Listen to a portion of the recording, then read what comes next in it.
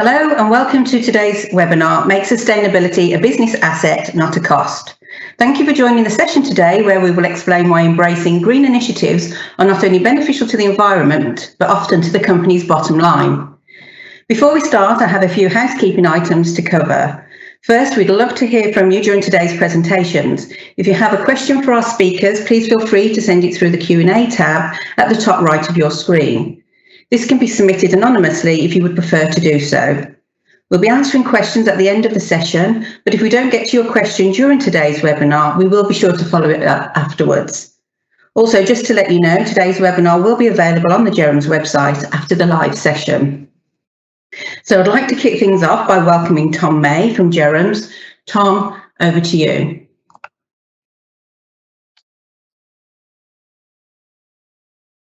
Good morning and thank you for joining us. I'm Tom, Client Director from our Bromsgrove office, and today, alongside Nick and Tony, we will share how sustainability should be seen as a business asset and not a cost. So let's jump in. So firstly, I'm going to walk through our journey to net zero, sort of an ambition by 2025, looking at what we have done already, how we have done it and why we have chosen to do this. I'll then touch upon compelling reasons why businesses should embrace the green movement, hints on how you can embed this into your business practices, and then looking at how you can improve your financial efficiencies in a sustainable manner. So let's get into our journey. We've undertaken a few projects this year that have been shared across our social media channels, as well as being highlighted in the local media around Bromsgrove and Worcestershire. Back in March, we invested in solar PV and an EV charging point for our Bromsgrove office, which as a result has saved 3,752 kilograms of CO2 emissions, equivalent to 172 trees, and reduced the energy we pull from the grid by 58%. We were awarded with a grant from LowCOP, the Low Carbon Opportunities Programme, of 40% towards the capital cost of our energy saving project. And we aim to see a payback period of around 4 to 5 years. This, however, could come down further with the large increase in energy prices that we've seen over the past couple of months. As well as doing this for the fantastic return on investment, we did this for a number of reasons. Number one, reduce our carbon footprint and help the environment. 2, reduce our energy costs now and in the future. And as you'll have seen from the recent news, energy prices are constantly on the rise. So this was a measure to future-proof our company against further rises in energy prices. And 3, it will also no doubt add value to our property. Back in May of this year, we set up our very own green team. The purpose of this was to activate Jerem's sustainability mission, raise awareness of sustainable practices, and to facilitate education to help stimulate ideas and actions for system improvements. Our green team has introduced Meat-Free Mondays, a competition of growing our own produce and using them in our very own recipes, how we can eliminate plastic, how and what to recycle, and also our very own litter picking event in partnership with Keep Bromsgrove Beautiful. This has gained some local press and is now part of our calendar to work together as a team to make a difference together. As well as our projects, we've been making other investments behind the scenes. Our investment in technology has been instrumental in navigating through COVID-19, as we've been able to give our clients advice in real time and provide a fast and efficient service. Our investment in computer software has been pivotal to be able to move towards this advisory service and away from the traditional methods of accounting. Utilisation of our digital platforms has provided us with many improvements to our efficiencies, introduction of paperless processes, and to provide a cost-effective solution to the needs of our clients. As just mentioned, we have adopted paperless processes across the wealth of our services. They're all produced within the cloud, which has seen an eradication of our paper files, which in turn has reduced our environmental impact. We also try to utilise our in-house communication portal as much as we can, again, to limit the need for paper and to provide our clients with a quicker and efficient service. And please do follow us on our social media platforms just to see what projects we're looking at doing in the future, just to keep an eye on what we're actually doing.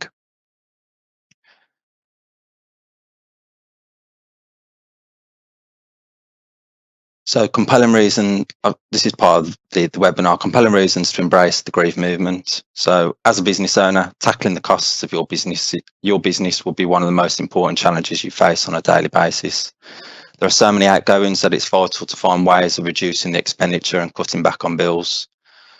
Not only will this help you to keep money in the bank, but also improve efficiencies and productivity across the board. There are many ways your business can tackle the subject of saving money with environmental practices. For example, looking at efficient lighting, opportunities to reduce electricity consumption, insulation measures to cut back on heating bills in the winter, renewable technology to generate your own power throughout the year. This is one that's I love. So attracting and retaining members of your team is vitally important to be able to progress and grow. Job seekers are increasingly attracted to companies that care for the environment. The employees of firms that promote sustainability are more likely to believe that their employer will care for them and are more satisfied with their jobs. Such companies create a higher sense of personal and organisational purpose that makes work meaningful. Looking at from a recent poll shows that millennials and Generation Z are more concerned about the environment than any previous generation. This means that they prioritise employers who put sustainability at the forefront. Investing in technology will improve efficiencies and the need for endless amounts of paperwork, which in turn will provide your team members more time to alternative tasks or work on your business. Greening processes can result in efficiency gains by reducing energy costs, allowing businesses to secure green tax credits, improving operational efficiency, and embedding circular economy principles internally. Such gains directly translate into commercial benefits. Increasing brand loyalty.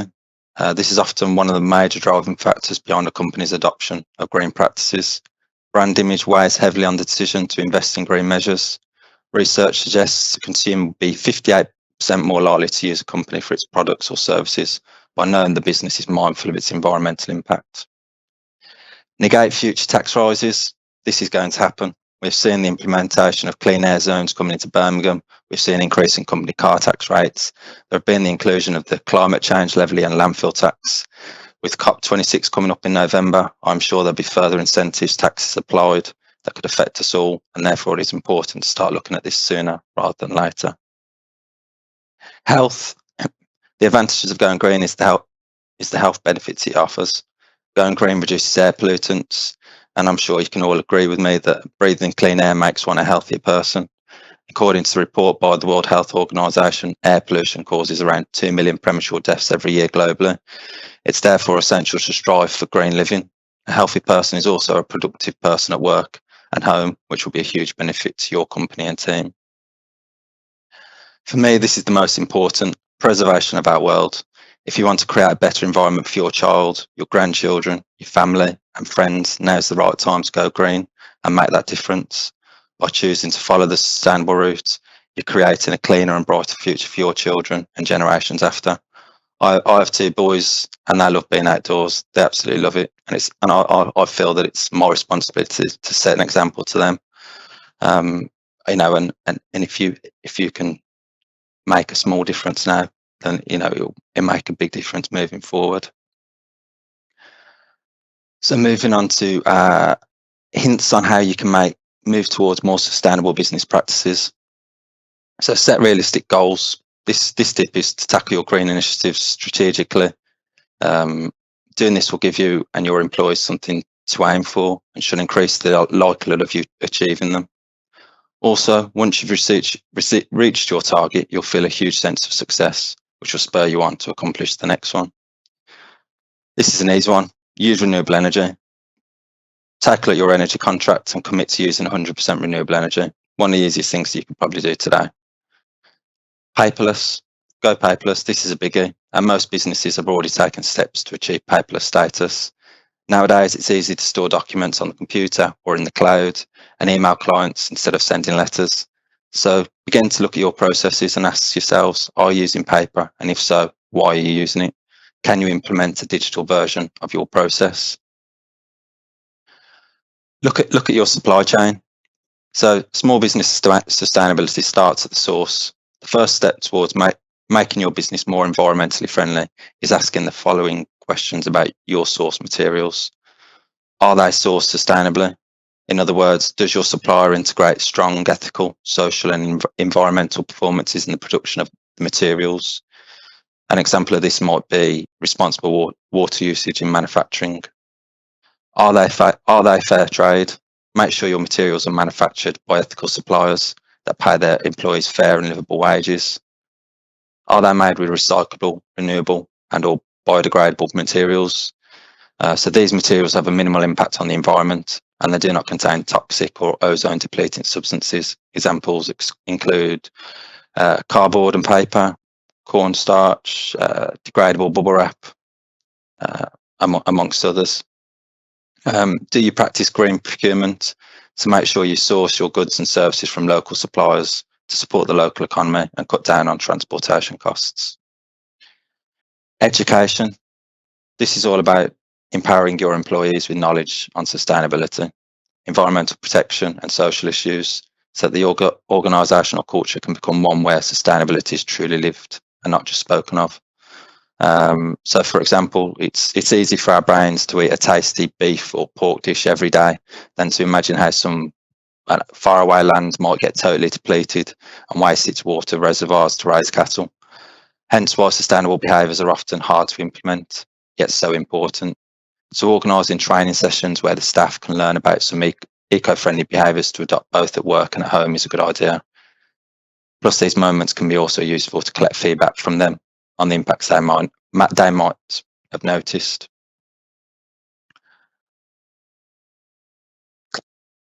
Looking at ways of increasing your company's financial efficiency in a sustainable manner. So I think it's quite important to collaborate and communicate. Information that has to be discovered more than once is wasteful. Encourage your team members to share information, collaborate on tasks and communicate more. For example, use free document sharing applications such as Dropbox or Google Docs, where your team members can work on a shared document that can be seen by everyone. Encourage a culture of feedback and open discussion. This will ensure any areas that require improvement can be flagged up as clearly and as early as possible, ensuring that there is no unnecessary wastage going on in the background. Standardise and automation. So standardise everything from order forms to emails you send out to clients or customers. Any sort of frequent task that only needs minimal individualisation is a good candidate for standardisation. Just you could sit down, create a customer journey map and include all your interactions your company makes with its customers. Look at your wider communication processes, both internal and external. Create templates for repeat tasks and be sure that they serve to strengthen your brand identity. Standardising and automating these often simple yet unnecessary activities from your organisation can have a significant impact. Bottlenecks and duplication of effort can eat into your productivity and therefore the value you're getting out of your employees. Technology. So keep up to date technology. The most basic factor of increased productivity and efficiency is speed.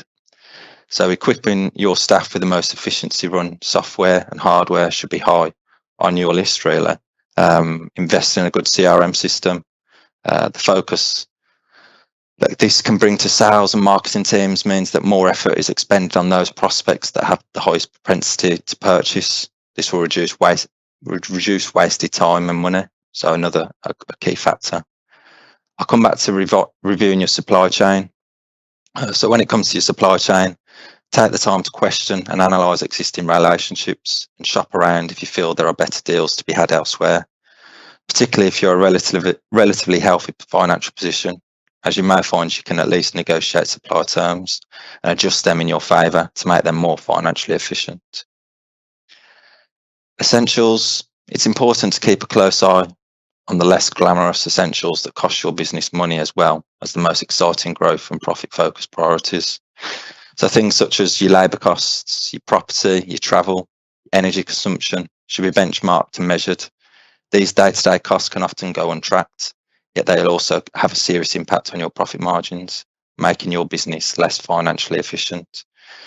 For example, if your labour costs are disproportionately high compared to output, then look into whether you are providing the right procedures, training and tools your staff to work as efficiently as possible. So, and finally, ask why. If your business has certain processes, suppliers, procedures, costs, customers, and other ways of doing business that has always been the way, then now's the time to put them under the microscope, as it can be down to simple convenience. So remove, review, and and just change if necessary. And I'm sure you'll see a positive result in the end.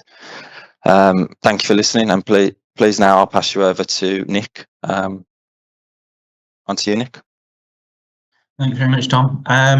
Yeah, I mean, just to add to what Tom said, within my department, I've done an awful lot over the last 3 to 6 months in terms of improving productivity. I've developed a SharePoint for my team and sharing documents on OneDrive. So all of these things that improve sustainability and efficiency, we're now reaping the rewards of also improving productivity. So it all goes hand in hand, and it's definitely something I can personally recommend is worth doing from a business perspective as well as a sustainability perspective. So I'm here to talk to you about sort of the key tax saving areas. If we can roll the slides on a couple. So the kind of key ones that I've picked out, obviously there might be plenty other areas as well. If you've got any queries about anything you might have heard about or read in the press, do get in touch. I'm more than happy to speak about those. But the key ones I've picked out to talk about today: electric cars are very topical at the moment. Following on from electric cars, I'll talk about enhanced capital allowances, research and development and the tax reliefs available there, land remediation relief, if there's contaminated land that you recover, solar panels, as Tom touched on, we've got solar panels now in Bromsgrove, and also the climate change levy. So moving on to the next slide. So I've lost my mouse there. Electric cars. So at the moment, the electric cars from an employer's perspective are very beneficial because they qualify for 100% first year allowance. A lot of you might have heard about the super deduction that was announced recently, which qualify for main rate pool, qualifies for 130% deduction. Cars are specifically excluded from that. However, 100% by capital allowance standards on cars is very generous. So the employer gets 100% upfront deduction for the cost. That applies if it's either bought outright or it's on hire purchase.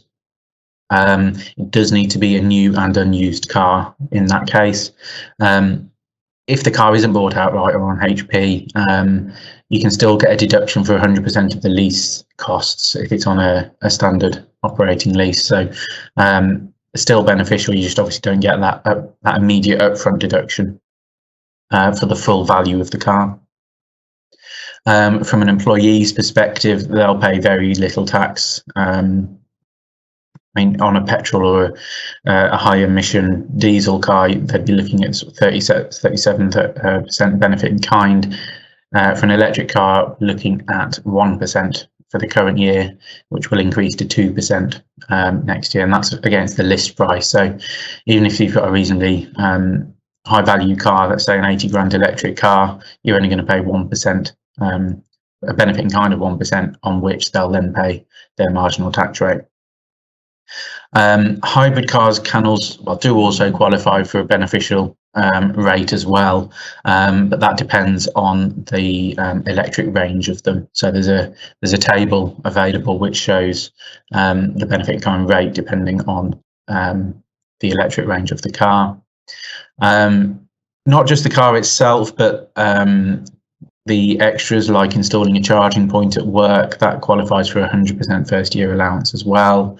And crucially, as well as an employer offering benefits to your employees, if they charge their car at work, then there's no benefit in kind payable on them for that. So it could be a very good benefit to offer to employees.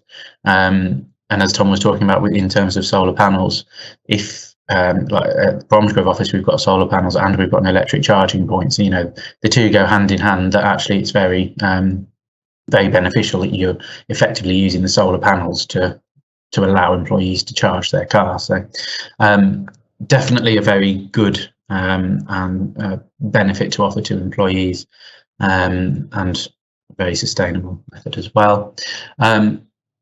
If I move on now to the enhanced capital allowances, the cars are a form of enhanced capital allowances.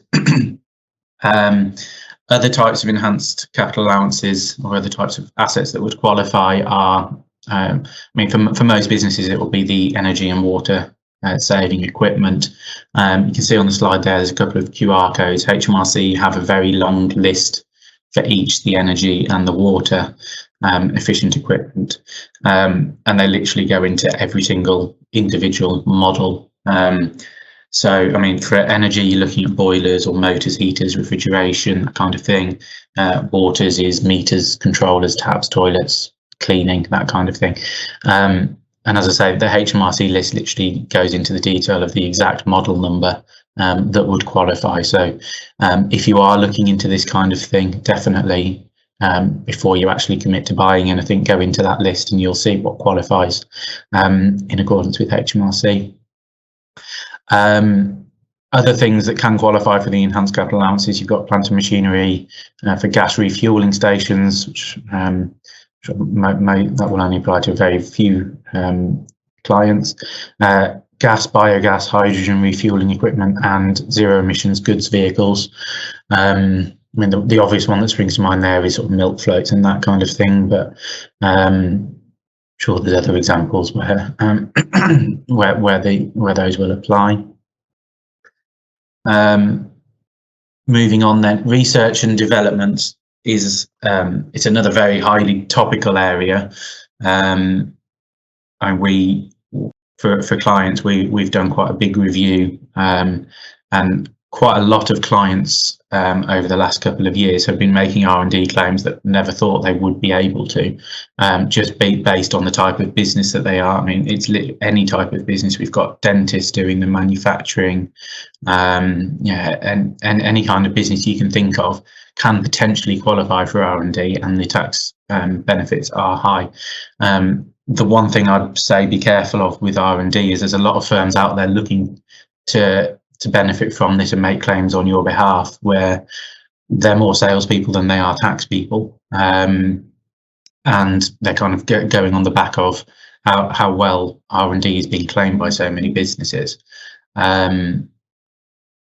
It's definitely worth making sure you're using a reputable firm, and one that's going to maximise the value. So in terms of what R&D is exactly, any kind of advancement in your process, if it's improving sustainability, doesn't even have to be improving sustainability specifically, any kind of improvement that isn't sort of readily available knowledge in the industry could potentially be qualifying. So it's all about whether you can overcome technological uncertainties and challenges.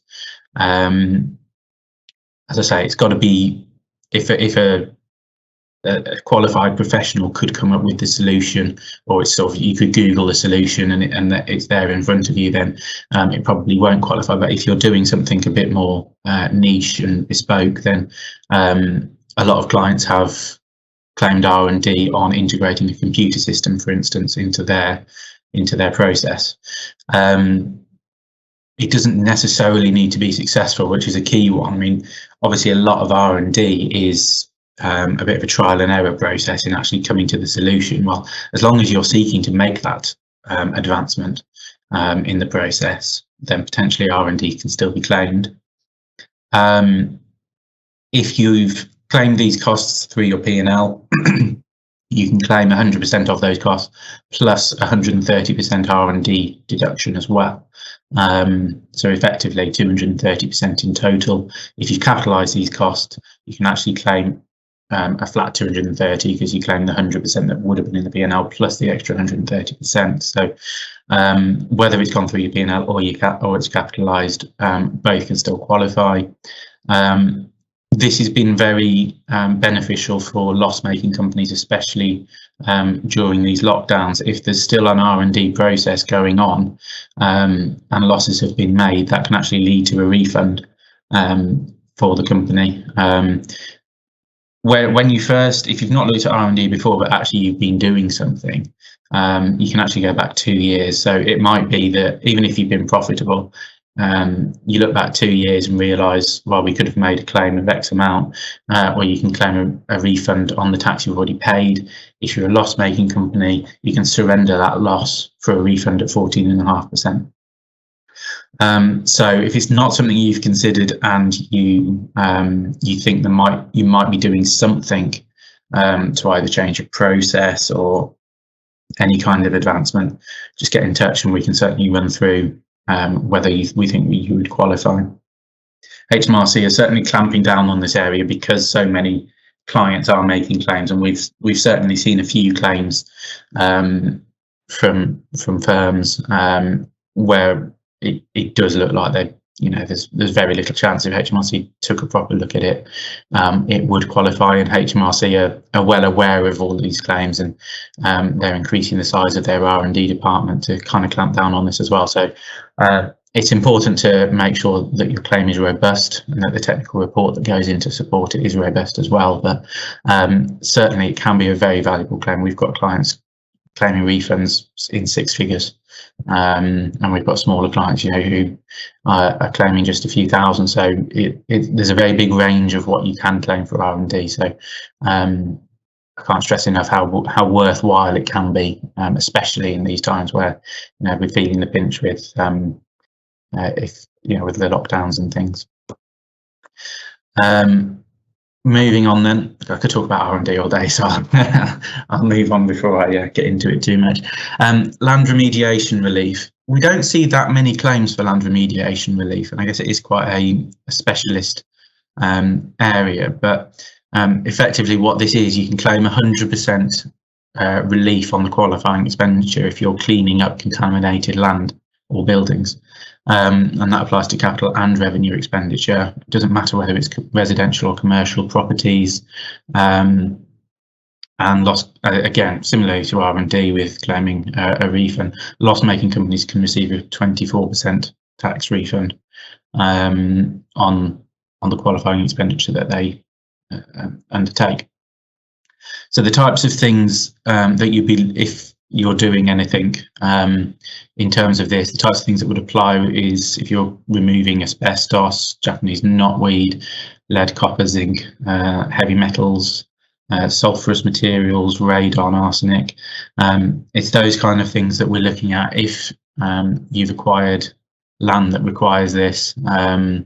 Obviously, if this is land that you've left to get into a state where it is contaminated, then that wouldn't qualify.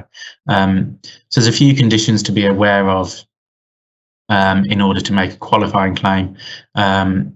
It must have been acquired, as I say, from a third party in a contaminated state. The claimant company can't be responsible for causing the contamination, as I say. A significant interest in the land, so that means you either own the freehold or you've got a lease of more than 7 years, and that applies from when you actually make the payments on the expenditure. The other thing, and this is where it becomes a case, and I know Tony will come on to funding for sustainability, but so land remediation relief doesn't apply where subsidies or grants are received for the works. So it's obviously worth considering how much tax relief you're going to get, and maybe even how much is the value of that tax credit versus what kind of grant might be available to you. Moving on then, solar panels, they actually don't have that great tax benefits. I guess if you compare it to what's available on cars and enhanced capital allowances and what I've already been through, solar panels are really classed, they are classed as an integral feature. So you can claim the annual investment allowance on them, to claim 100% relief up front, assuming you've got the available AIA. The key thing to note on the AIA at the moment is currently it's £1 million. So most projects will qualify within that million, but it is due to decrease to 200,000 from the 1st of January. So something to be aware of if you are going to put in significant expenditure into this kind of thing. Make sure you get the timing right. Obviously, as I said at the start, the super deduction, which has recently been announced, could be available, but in this case, solar panels are an integral feature, meaning the super deduction rate is only 50%. So still the most beneficial is the AAA at 100%. And I think obviously 100% is great. It doesn't quite qualify for the 130, but I think the key benefit to the solar panels is, as Tom's explained, the actual cost savings in the future, as well as the 100% upfront, is obviously makes it a pretty worthwhile investment moving forward. As I say on the slide there as well, the feed-in tariff has closed from March 2019, and that's where you put the electricity back into the grid and you get paid for that electricity. So that's closed if you haven't already installed solar panels, but I think as we were experiencing in the Bromsgrove office, the cost savings as well as the 100% relief up front is definitely made it a worthwhile investment for us, and I'm sure it will do for pretty much anyone who does qualify. Moving on then, the climate change levy. This has been around for quite a while. The climate change levy is a environmental tax charged by energy businesses. So this is included by them automatically on their invoice, and then they pay that over to HMRC on your behalf. So the types of businesses that this applies to: industrial, public sector, commercial, agricultural. So certainly a lot of our clients, the climate change levy does apply. It's charged on commodities, as you see there. It's your electric and gas bills in most cases that we're referring to when we talk about the climate change levy. There is a de minimis limit, and it's a bit too much to go into on sort of within the scope of this webinar, but because there's various de minimis limits depending on the types of fuels and that kind of thing. But again, if it's something you think that might apply, do get in touch and we can have a look into that for you. And finally, mixed use properties. So where the energy supplies are made to customers whose premises are partly exempt. If the exempt use is at least 60% of the total, the whole supply is not subject to the main rate. So if you are paying for the climate change levy and you're not sure whether or not you could either get a reduced rate or be exempt, get in touch and we can certainly look into this and hopefully save you a bit of the costs on your energy and gas supplies. And I think that's it from me, so I can just pass on to Tony to take you through some of the grant funding on these kinds of things. Thanks, Nick. Yes, as I say, there's an awful lot of tax incentives around for the green. There's also a lot of grants around. I think with COP26 coming up later this year, we're going to see an awful lot more grants being announced. Particularly, I'm sure the government will be keen to do a big push before that summit. I think the thing to say about green grants and general sustainability is it's forever changing. There's new schemes coming out all the time, and we'll talk through those. So it's very difficult to know which ones you're going to be around at any one time. But the one thing I would say is, keep looking out. If it's not one today, there could well be one in the future. And also, very much an aspect we've seen recently, if you're looking for investment, be it by way of equity or debt, the funders are now taking a much greater interest in your company's environmental policies. We certainly had an instance earlier this year one of the main reasons a business didn't receive investment was because of its sustainability and the products it used. So he's now saying it's not just something that applies to somebody else, it applies probably to everybody. We know the banks have checklists and they're going through looking at all their customers. And these are the ones we've seen are 3 or 4 pages long, going through their customers and saying, what green credentials do they have? Should we be investing with them? So it's a very important, even on the small scale, you might not think it's a major thing, but it's always worth thinking about having a sustainability policy, having it on your website, let people know what you're doing. It's certainly if you're doing tenders for public sector work, they will expect you nowadays to have a sustainability policy. So certainly Jones, we're working on those sorts of things to make sure to get the outside world to know what you're doing, and a lot of people have that as a key buying factor. So it's not just the pure finances behind it, it's all the other things that affect how your business operates. Move on, next slide. So there's 2 real areas where the grants fall into. Firstly is actually research and development. Are you developing green technology, new form of solar panels, turbines, all sorts of things? And the secondly is for your own use. So move on to the next one. But the first ones really are covering where you're actually developing a green, sustainable project.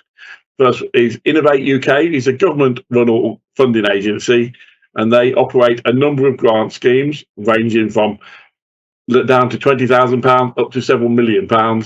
Sometimes you're working as a consortium, sometimes you're working on your own. Mostly it is match funding up to 40-50%, sometimes they're 100%. They are all competitions, they are very competitive.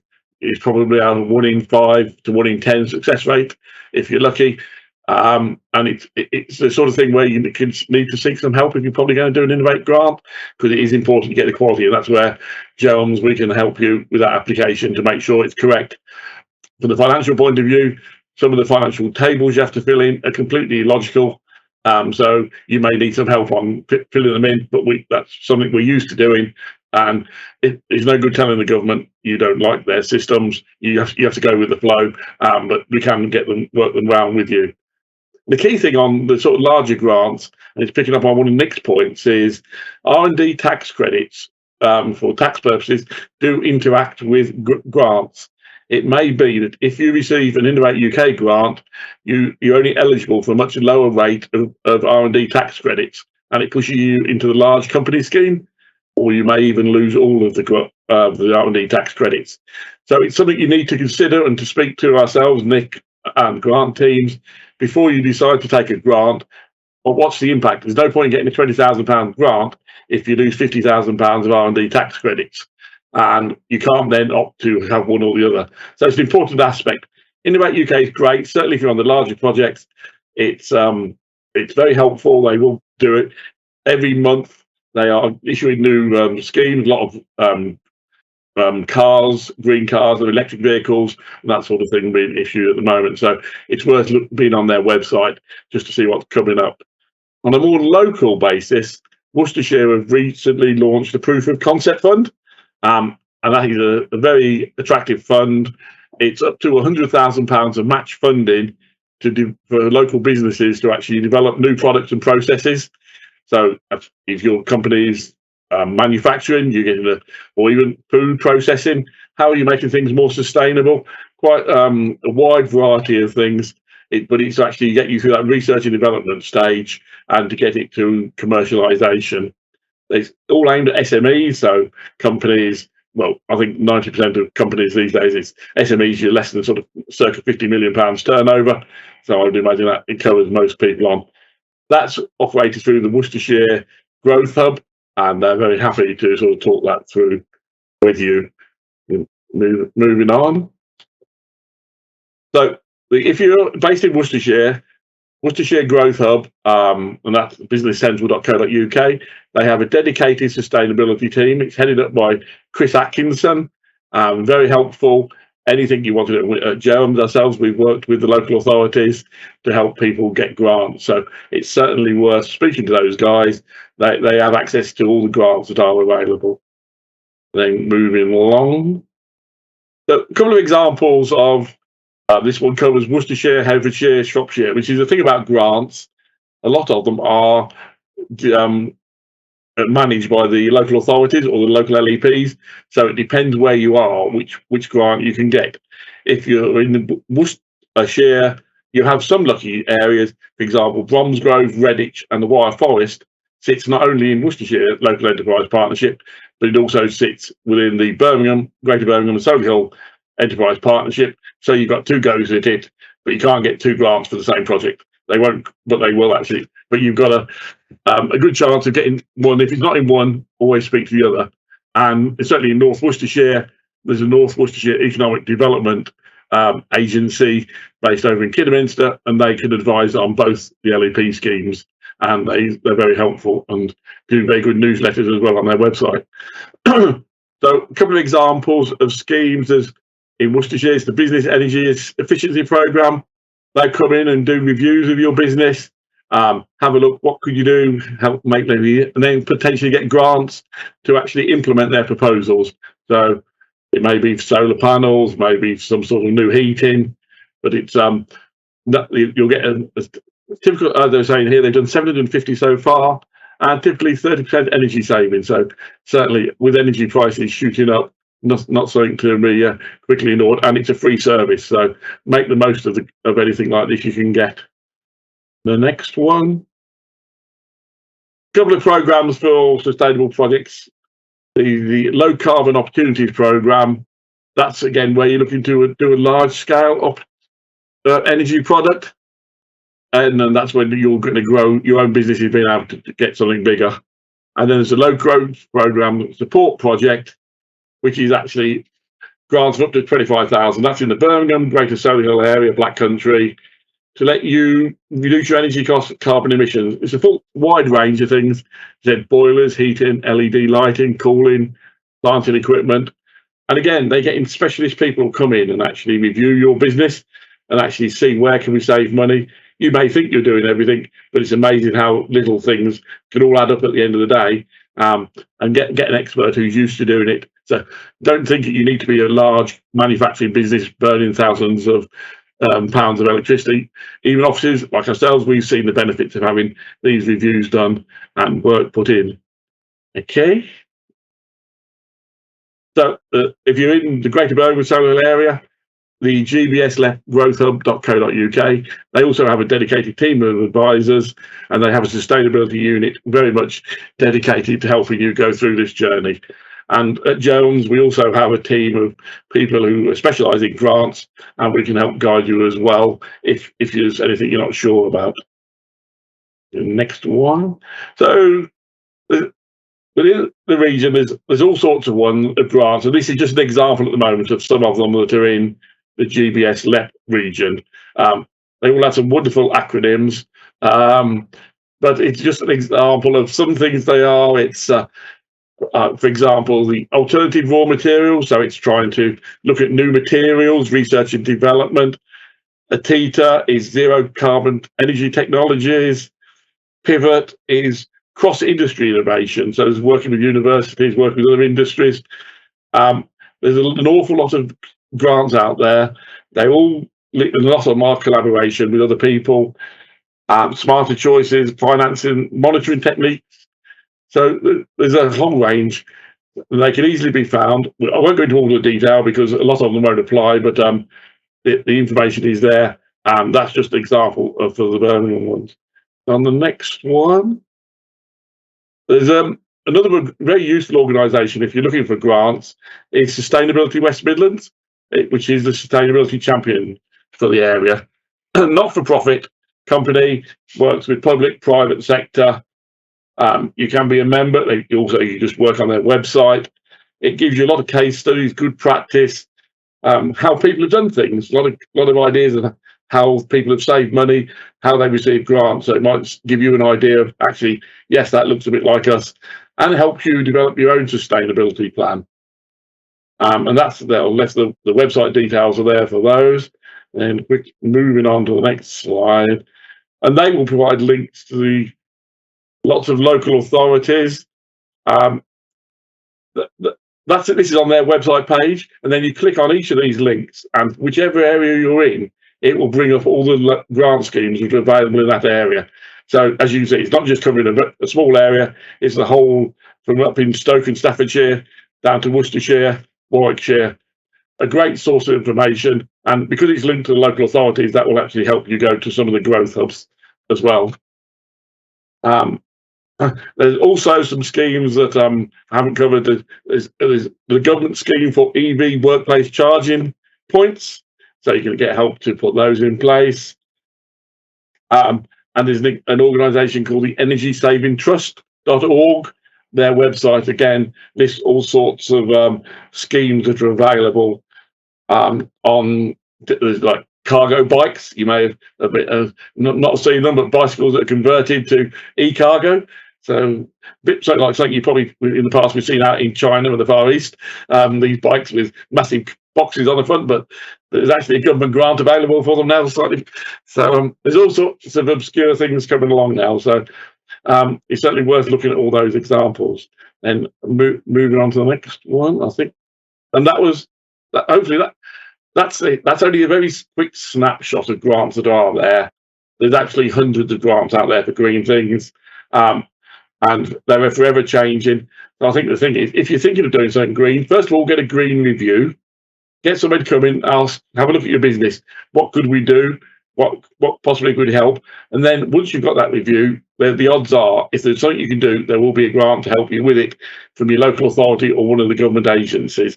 So very much make sure you don't give up that opportunity. So hopefully that gives you a bit of an idea. And now I would like to go to anybody got any questions for either any of the speakers we've had today. Okay, well, thank you for submitting your questions. There are just a couple of questions that need answering. And I think the first one, Nick, is actually one that you may be able to assist with. And that is, if you charge your car at home, can you claim money back without it being a benefit? Yes. So I think this was not very clearly obviously covered in one of the slides, was that the employer paying for charging your company car, that would be no benefit in kind. Yeah. Okay, super. And one, Tony, for you, I think. Can grants be used to purchase second-hand equipment? Generally, yes, but I think that's the caveat, is it will depend on the individual grant scheme. But there's no overall disqualification, but you would need to check the individual schemes, because certainly like some of the tax schemes as well, they have to be new assets. But check with your person, but generally I wouldn't say it's not totally disqualified. Yeah, I mean, just to add sort of the tax aspect of that, generally for the enhanced capital allowances that I talked about, where we get the 100% first year allowance, they generally need to be new and unused assets. Whereas if you're looking at the annual investment allowance, which is also 100%, but a slightly different scheme, they can be used assets. So yeah, it's just important, I guess, it's just a bit of a technicality, I guess. Okay, thank you very much. Well, that concludes the questions. I just want to thank everybody for attending, and if we can be of any further assistance, please do get in touch. Thank you.